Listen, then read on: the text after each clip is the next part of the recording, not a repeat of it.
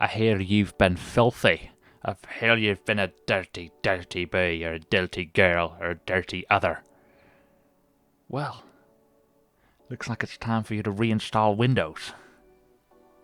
You might have a filthy Windows install full of all kinds of rubbish junk. You might be having all kinds of driver problems, blue screens, and you think maybe the software is the problem. So a clean Windows install is definitely going to be a good diagnostic step, and it might even solve the problem entirely.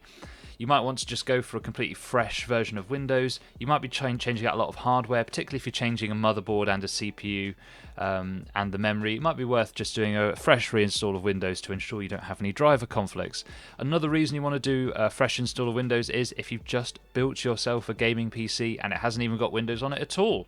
That's obviously a very good reason to install Windows. So today we're going to be going through how to do that, and we're going to do it the proper way. We're going to be nice and thorough just to make sure everything is definitely going to work, and you can follow this through step by step, and it works on pretty much any computer that will support Windows 10. So let's get started.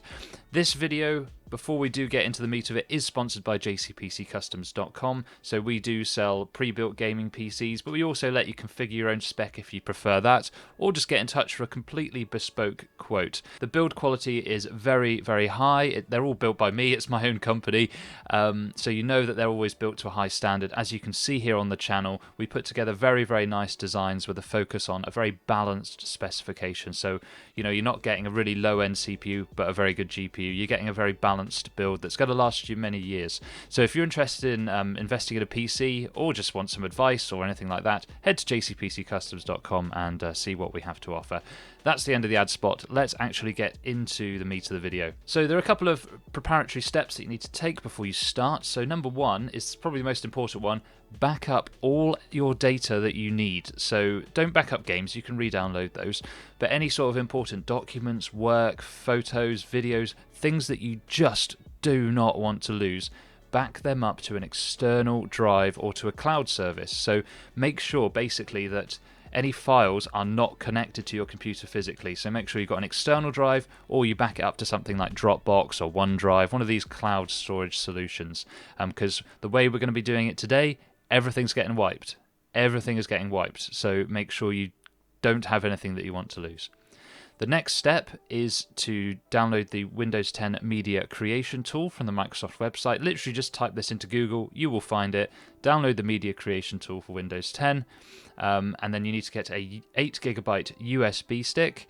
Doesn't really matter what the brand is or anything like that, even a slow USB 2 stick will be fine. You want to plug that into your PC, then you need to run that media creation tool that you downloaded, and that's going to help you get Windows set up on the USB. It's really, really easy to use, so it shouldn't be too taxing at all. Just follow through all the steps on the media creation tool, and you'll be absolutely fine. So now that you've got your USB set up, and you've backed up all your data, now we're actually ready to do this properly. So if you're going to be installing Windows, of course you need the computer to actually recognize the USB stick and boot from it. So how do we do that? There's a couple of methods. The first one is just going to work for pretty much every motherboard. So you want to get into your motherboard BIOS. So with your computer off, have your hand ready on the delete key on the keyboard. Press the power button on your PC and just continually tap the delete button until the BIOS is brought up. Now, delete is the usual key for getting into the BIOS, but it might differ depending on your laptop or your motherboard model. Sometimes it's also F2, sometimes it could be something completely different. So if delete or F2 don't work, just Google your device, your motherboard or laptop model number into Google and just try to find out what the BIOS key is, basically. So once we're into the BIOS, you need to find where the boot menu is located. So on most motherboards, it will be in the settings menu. So sometimes you go into settings, then boot. Sometimes you'll have a tab at the top of the page that says boot. In this case, we're using an MSI motherboard, and it has sort of a boot priority list towards the top of the screen. And we can just click and drag our USB stick all the way to the front. It will be the USB with the U in the corner. You click and drag that to the front of the list, and that makes sure it's going to boot straight onto that USB when you exit the BIOS. And then you just save and exit from the BIOS, and then the computer will restart, and then it will go straight onto the USB stick. The second way is just to simply access the boot menu, which is a bit easier. What you want to do is, with the PC off, have your hand ready on the keyboard. As the PC boots up, you will need to press a specific key on the keyboard repeatedly, and that will bring up the boot menu. So, for instance, with MSI, the key is F11, so if I turn the PC on and quickly start tapping F11 as the PC boots up, I will then have the boot menu available to me. The key may be different depending on your motherboard or laptop manufacturer, so if F11 doesn't work, just try different keys, or just try to look up basically what that key is for your particular device. Once you see the boot menu, you want to choose UEFI and then the name of your USB stick. So in my case, it was a Kingston Data Traveler, I think. So I click on that one, and then that will load up the Windows setup. And as you boot on, you'll get the little string of pearls to show that it's loading. It might look a bit glitchy, but don't worry, that's completely normal. Select your language from the list here, and then click Install Now. That might just take a few moments to get ready. Click I don't have a product key, because we can add the key later. From the list, select which version you'd like, either 10 or Pro, tend to be the particular ones that people go for. Accept the license terms, click Custom from this list, and now we can see we have all of the drives that are connected to our PC are listed here. So in our example, we have a 250GB SSD and we have a 2TB hard drive. So we're going to be using the SSD for Windows. You definitely want to be putting Windows onto an SSD, not a hard drive. And we don't really have to do very much with the hard drive that's already on there.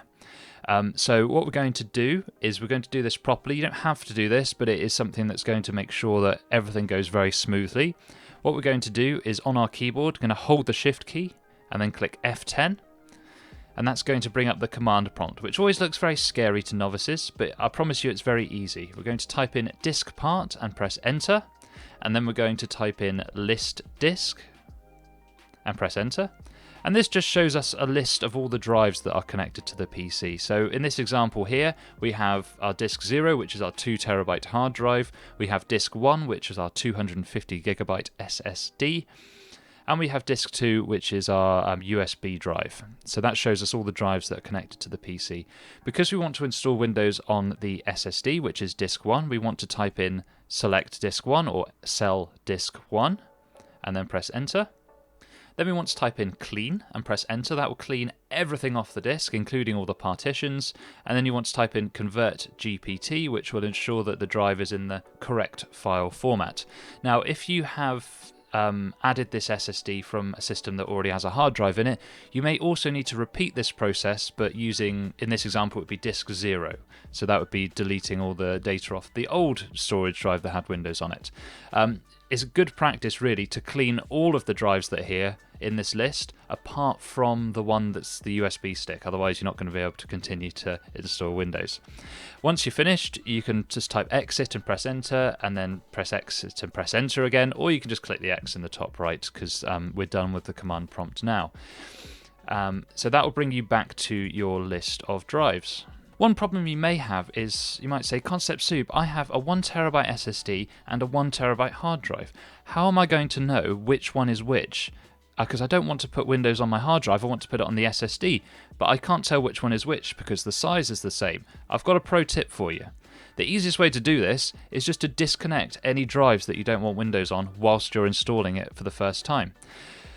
The other less simple but also effective method, if you don't want to go in digging into your computer, is a little pro tip, but I'm going to save that for the end of the video. So if you need to distinguish between two drives that are the same size without disconnecting them physically, just go to the end of the video where there is a little section that will tell you how to do that. But I don't want to hold us up too much longer here. Okay, and importantly, now that we've cleaned our disk and got it ready, we want to click refresh on this menu. And then we want to select the drive that we're going to have Windows on, which is our 250GB SSD. And then click next, and then just allow all of these steps to continue, after which the PC will reboot itself. Now, if you reboot the PC and it just takes you right back to the start of the installation process again, don't panic. This is probably because we changed the boot order earlier, so this is very easy to get around. All you need to do is hold the power button on your PC or laptop just to completely shut it down. Take out the USB stick from the machine because we don't need that anymore. And then just turn your PC on again and continue with the rest of this video. So as your PC boots into the Windows properly for the first time, it will start services, get devices ready, that kind of thing. So just wait for all that to finish. It can take a few minutes. And now we're in the setup portion. So we've done a lot of the hard work already. Now we just need to get our preferences in check. So we want to check the region is correct. So we're using United Kingdom here. We want to check you've got the right keyboard layout. I tend not to add a second keyboard layout, so I click skip. Don't connect to the internet at this point. If you've got an Ethernet cable, unplug it. And then you also, on the next screen, want to continue with limited setup. And then you just want to type in here whatever username you want for the PC. So I've just got a random computer here. I'm just going to call this Stuart because that's a pretty nice, strong British name. I'm not going to put passwords. I'm just going to leave it blank and click Next. And for all of these, I'm just going to opt out of all of them because I don't want any of this privacy rubbish on my PC. So I'm just going to, for each one, I'm going to click No, or I'm going to click the least intrusive option. I'm going to try and opt out of as much as I can from these screens. If you actually need something from these, that's fine. You can always go and enable it later or just enable it now. But I like to go for clean Windows install, so I just opt out and say no to all of those options. Now the PC will set itself up. This takes probably about 3 to 4 minutes, so go make yourself a cup of tea or something and come back. And there we are. We are on the Windows desktop, so you've pretty much finished. There's only a couple of little things that you need. If you've still got your USB stick in, you can pull that out now. We don't need that anymore. And then it's just going to be setting up the PC, basically. So because I've got a second hard drive in there, so I've got the SSD and then the hard drive, I want to actually make sure I can see that hard drive when I'm using Windows. So what I've done here is I've right-clicked on the Start menu button. I've gone to Disk Management. And then it's actually prompted me, even as I just opened the disk management tool, that I've got a new disk. So I want to make sure that's in GPT, and then I click OK. And it'll give us basically just a load of what's called unallocated space.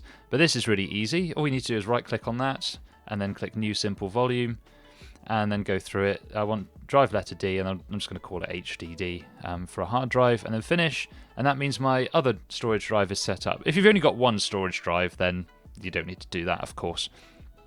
Other things that I like to do is just I sometimes like to rename my drive, so we've got SSD for that one and HDD for that one. Sometimes I like to make little shortcuts on the desktop, so you can right click and drag things to the desktop and make shortcuts, that kind of thing. Then I might want to connect to my Wi-Fi, so I'll just allow that to sync up there. And one of the other things you want to set up is like your graphics drivers, that kind of thing. So I've got an NVIDIA graphics card, so I just look for the NVIDIA drivers and download them. In this PC, it's got a GT 1030, so I choose that from the list. If you've got an AMD graphics card, then you just need to go to the Radeon site instead. If you've got integrated graphics, then you can download those from either AMD or Intel directly as well. But these are just sort of the extra little steps at the end just to get your PC feeling nice and fresh. I also like to go to the motherboard manufacturer's website, and I go to the support section and then just download most of the the drivers there. You don't need all of them. You just need things like the chipset drivers, the audio drivers, and the LAN drivers. Everything else you don't really particularly need very much. If you're not on a regular desktop PC, or if you're using something from like Dell, HP, or you're using a laptop, you might need to just Google the model name of your device and then find all the drivers for it that way. But really, that's it. You've done it, and it's not really that difficult. It's something that you can get it done within 20 minutes. So it's not like the old days where reinstalling an operating system is very difficult. So hopefully you found that video useful. Hopefully it was nice and clear. If it wasn't, please let me know in the comments. If it was, please let me know in the comments, because I really like the engagement. I like to have a bit of back and forth if we can. It's been a pleasure to put this together for you today. Hopefully I'll see you in the next video. Arrivederci, but stick around for the pro tip if you did want it, which is coming up right about now. Okay, so here's the pro tip. You might not need this, but it depends on your situation. So this would be a situation where maybe I've got two drives that are the same size, and I want to make sure that I'm installing Windows on the correct one. So let's say I've got a 1TB SSD and a 1TB hard drive.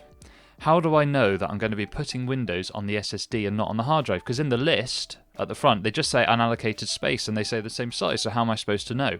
We're going to use our old friend diskpart again. So just like before, when we open this command prompt, we want to hold Shift and then tap F10 on the keyboard, which will bring up the black box.